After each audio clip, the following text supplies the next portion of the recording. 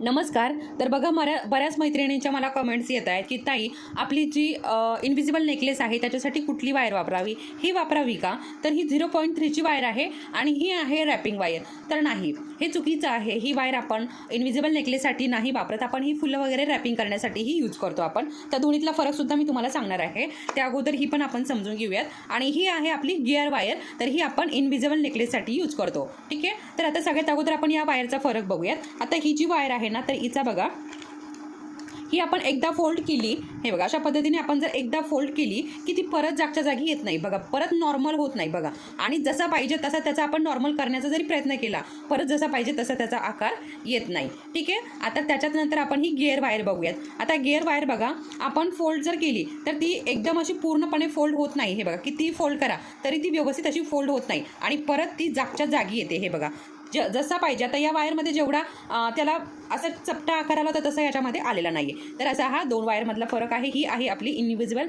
नेकलेसची gear wire आणि ही आहे wrapping wire. अशा प्रकारे या 2 वायर. व्हिडिओ आवडला असेल तर व्हिडिओला लाईक करा, चॅनलवरती नवीन असाल तर सबस्क्राईब करा. परत भेटूया, तोपर्यंत धन्यवाद.